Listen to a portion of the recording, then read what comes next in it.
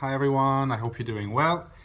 In this video, we're going to be talking about, I'm going to be talking about what I think are the least INFJ traits that I have, that I exhibit. Now, keeping in mind that the traits that I'm going to be talking about, they're not necessarily traits that are traits of the INFJ in actuality, but they're definitely traits that the INFJ is supposed to have, is often depicted as having, or just certain patterns of behavior or of life that a person of an INFJ type is commonly conceived as espousing, and that I don't necessarily recognize myself, right, as fitting within, let's say. So let's get into it. So I would say that the first thing that comes to mind that is not very INFJ about me is that I have a short temper. And this probably doesn't come across all the time in the videos or in the comments on YouTube in general. I'm a member of an INFJ forum where maybe my temper comes across a bit more because there have been heated exchanges there with people before. But I can tell you that I can get annoyed and I can shout. And when I'm annoyed, I express anger. Like, it's not common, but I would say that rather than being calm, as I sometimes appear, I'm more like fake calm, So most of the time I'm calm, but if you know how to push my buttons, I'll get angry, and I can have strong words. I can defy people sometimes. I mean, and trust me, I mean this really stresses me out. But stressing me out or not, the fact of the matter is I have that trait. I have a relatively short temper. I'm temperamental as a person, relatively hot-blooded. So that's the first thing.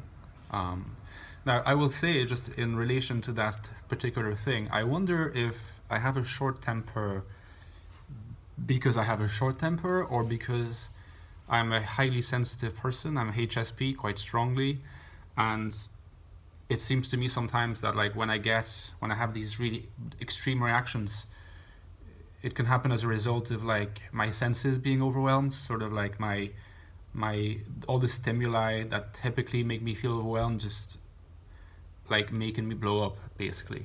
And in an attempt to really put some boundaries very quickly, I just do it all at once, and in a very forceful manner. So the second trait that is not particularly INFJ about me, at least as we understand INFJ or descriptions of INFJ that we see, is that I am not particularly altruistic. So by this I mean, again, it depends on how the definition is articulated, but I mean that I'm not someone who spends a lot of his time going out of my way to help people. More someone who keeps to himself. Whenever I can help someone, I do that, and I think that I derive partly some value from my channel, because I feel sometimes I provide information that can help people, but if you it's never a real sacrifice. It's often, or usually, it's something that I enjoy doing as well, whereas you could think of sacrifice as just giving some of your time to help people. This is probably an idealized understanding of what it is to be altruistic, but if we're reasoning in terms of idealized understandings, then this will be one of them. Now, the third trait that's not very INFJ about me is that I have an ego. My brother gave it away in the last interview that I did with him. I asked him, what do you think we have in common? And one of the things that he said was, well, you have an ego, and so do I. But he can get away with it because he's I was going to say he can get away with it because he's an FI user. Obviously, this is the cliche, but he's an FI dom, and I'm not an FI user, or not a proficient FI user, so how come?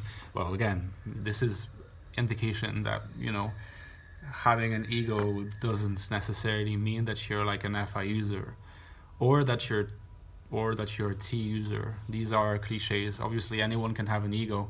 Now, what is meant by ego? I suppose what is meant is that, in regard to me, I would say that people usually say that, like, it's not that I'm super, like, confident, like I'm insecure in a great deal of domains, but people tell me usually that when the conversation is in a domain that I master, or that I think that I master to an extent, like, people know it. Like, I don't pretend that, I don't try to be modest about it, I guess. Like, that's what people tell me.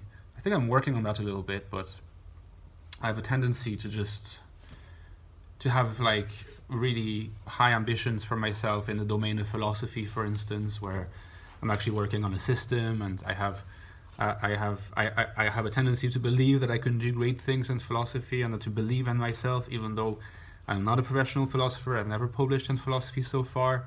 I still, like, have that very, very strong belief in myself, which I just do not find that often in other INFJs. I see it more often in INTJs, and it's not that INFJs don't believe in themselves, but they don't necessarily display it as confidently, you know. And I've seen it more in INTJs, and I think I share that with INTJs in a sense, and it's partly, I think, what has, at least for a time, what used to make people wonder whether I might be an INTJ. And I keep in mind, this has to do with forum conversations, not YouTube. I think it's pretty clear on YouTube that I am an FE user, but online sometimes I have a particularly, in certain cases, economical use of words, which is hilarious because I feel like I'm constantly rambling when I talk, like, to a camera. So it's quite different. It's an interesting contrast.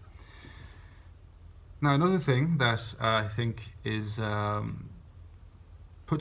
me slightly apart from INFJs is that I am very, and this is going to be controversial, I'm very logical. Now, of course, INFJs, they're often known as logical feelers. So what's wrong with being logical? You can totally be an INFJ and logical. And my answer is yes. Now, the cliche is that INFJs are more emotional than logical, even though they have a good baseline of logic. I think that I fit that cliche to an extent. However, a lot of the time, especially in online conversations, I tend to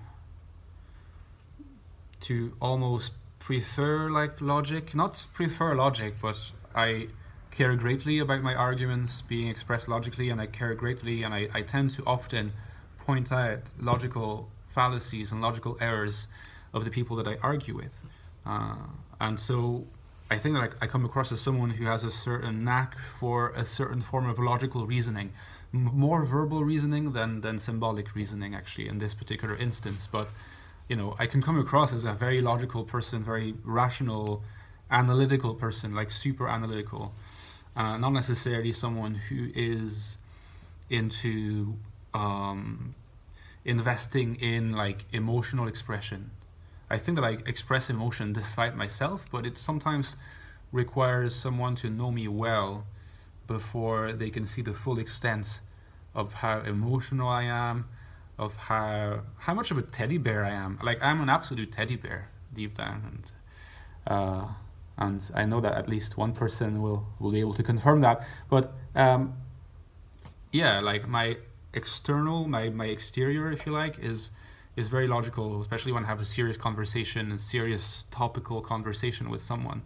And in fact, you know, maybe not necessarily with TI dominance, but TI auxiliaries, you know, and I'm talking about my great ENTP friends and my great ESTP friends. I'm the one who's correcting their logical mistakes all the time. And I feel like I'm as logical they are. Obviously, being a TI auxiliary does not have to do with just that. And what does it mean, like, to be logical? Yeah, but I mean, superficially speaking, you notice, like, I can almost come across as more logical and less emotional than them. So that's another trait that I think that I have.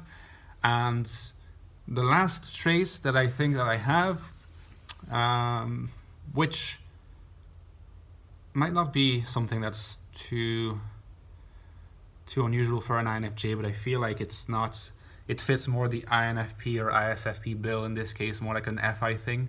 But I listen to a lot of really emotional music, and I like lose myself in that. So I listen to a lot of like, you know, like the Smiths and The Cure and a lot of that stuff. A lot of yeah, even some emo music to sometimes, you know. So I listen to a lot of music that's like of a very FI nature, if you like, and things like from the 80s. I mean, I listen to music all the time. I love music.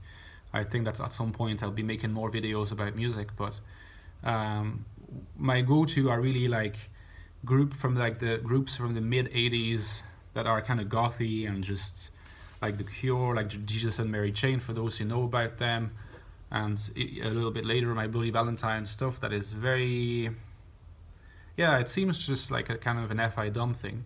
And I'm a little bit, I would say, of an elitist also in music, which I'm not sure is an INFJ thing.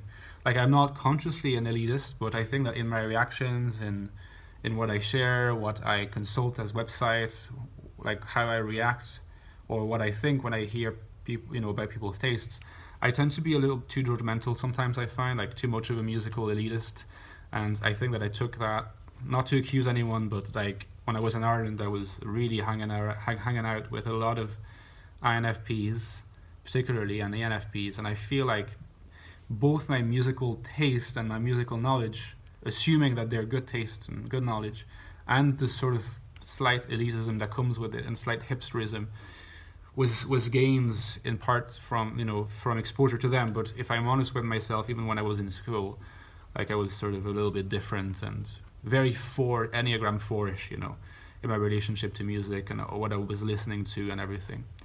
And I used to have like black hair and earrings and everything. So yeah, that was the last trait. I'm more emo than the typical INFJ, and at the same time more logical. Go figure. I guess INFJs are paradoxes. So yeah, this is my video on the, you know, I think that's the 5 ways in which I'm not a typical INFJ, something like that.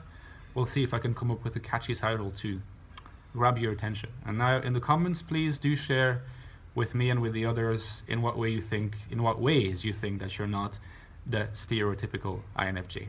All right, see you guys. Take care.